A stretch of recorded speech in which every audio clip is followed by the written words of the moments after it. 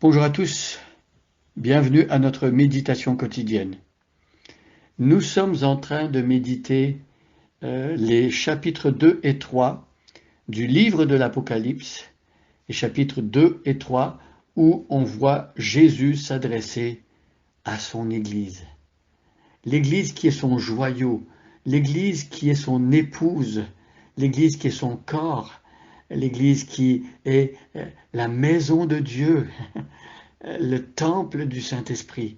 Donc cette Église que Jésus chérit tant, eh bien Jésus glorifié, Jésus après la résurrection, une fois qu'il est à la droite de Dieu, Jésus se révèle à l'apôtre Jean, qui est déjà très âgé à la fin du 1er siècle, et Jésus veut s'adresser à cette Église qui ont réellement vécu dans la région de Turquie actuelle qui s'appelait à l'époque l'Asie mineure, et Jésus a des choses différentes à dire à chacune de ces églises. Jésus sonde le cœur de son église, Jésus scrute ce qui se passe dans la vie de chaque église, et Jésus a des choses à nous dire.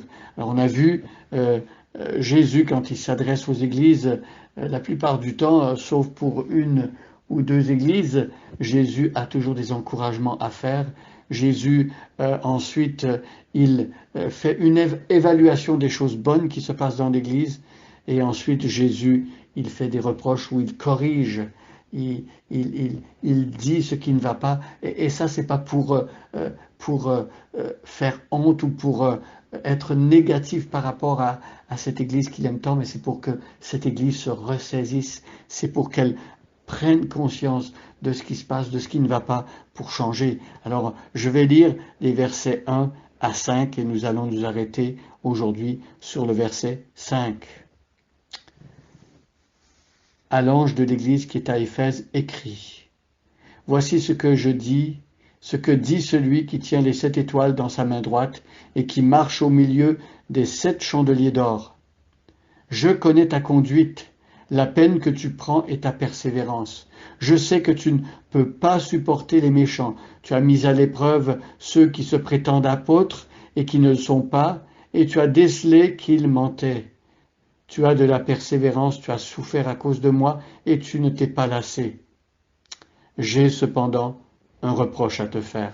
Tu as abandonné l'amour que tu avais au début. Allons, rappelle-toi d'où tu es tombé. Change et reviens à ta conduite première, sinon je viendrai à toi et je déplacerai ton chandelier si tu ne changes pas. Voilà ici la suite. À partir du verset 4, Jésus avait fait un reproche à son Église. Alors, lorsque Jésus corrige son Église, c'est parce qu'il aime, c'est parce qu'il tient à elle, c'est parce qu'il ne veut pas son Église faire n'importe quoi, vivre de n'importe quelle manière. Jésus aime trop son Église et il nous aime trop pour nous laisser vivre n'importe comment. Et donc il fait un reproche à cette église d'Éphèse, une église qui par ailleurs avait plein de points positifs, une église qui peut-être paraissait exemplaire de l'extérieur, mais Jésus avait vu que dans le cœur des chrétiens de cette église, la flamme était en train de s'éteindre.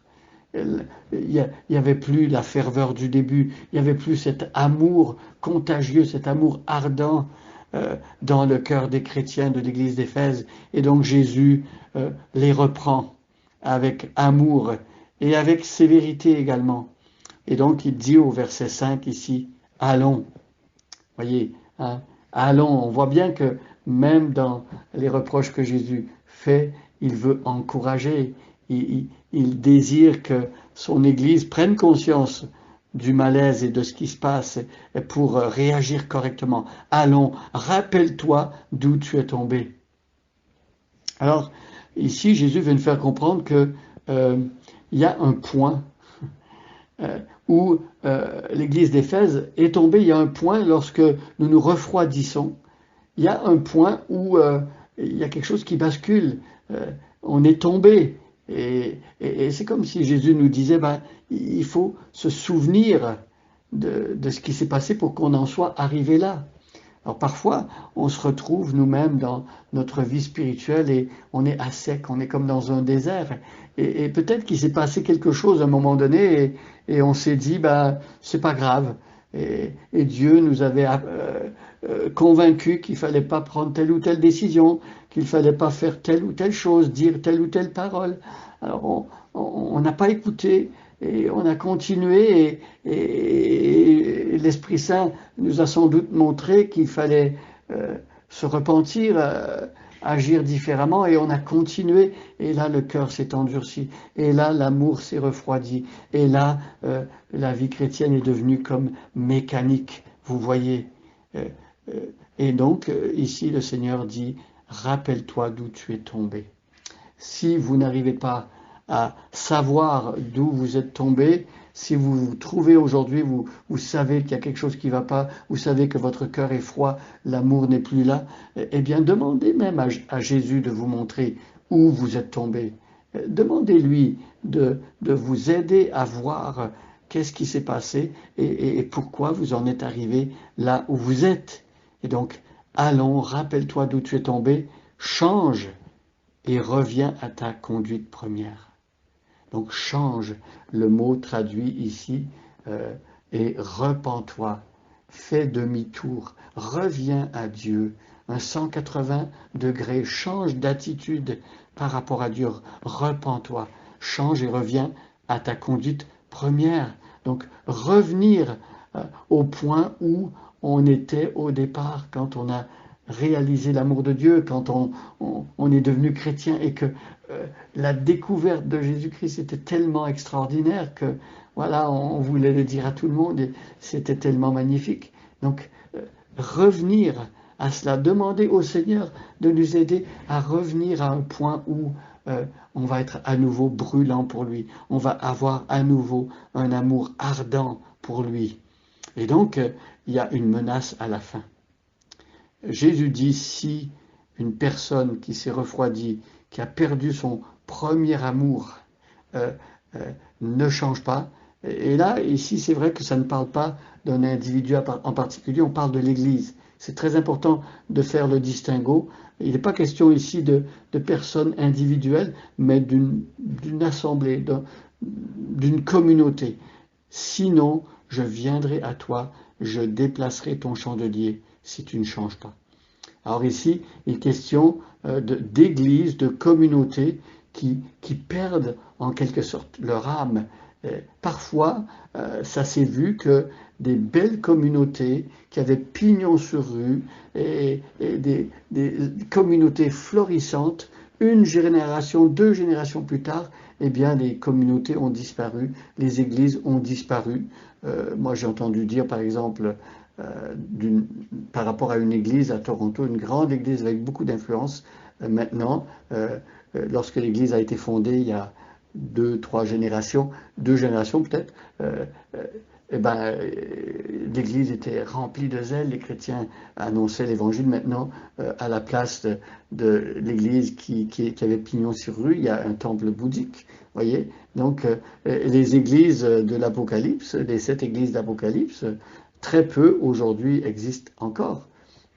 Et l'idée que le chandelier soit enlevé, c'est la présence de Dieu, en fait, qui quitte l'Église d'une certaine manière.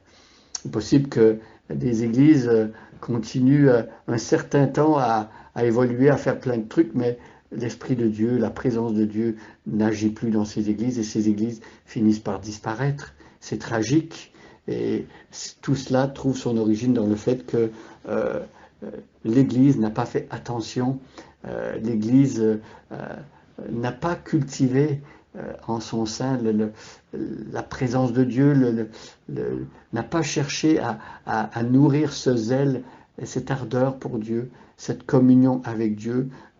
Et voilà, ici Jésus dit que parfois il arrivera que certaines églises perdent de cette présence de Dieu et deviennent comme un club social finalement. Et c'est malheureux. Et donc, on doit faire attention, nous-mêmes, qui sommes dans une église vivante aujourd'hui, de voir à ce que nous cherchions et recherchions toujours l'amour de Jésus-Christ. N'est-ce pas? On peut être très fort dans toutes sortes de domaines, faire plein d'activités, mais demandons au Seigneur de nous aider à faire ces activités inspirées par l'amour pour Jésus. Et c'est un amour pour Jésus que l'on veut que les gens autour de nous remarquent. Et on veut que ce soit le moteur de nos actions.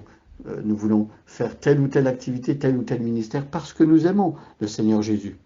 Alors, prions que Dieu nous aide à faire cela. Bonne journée à chacun et à chacune, et soyez bénis.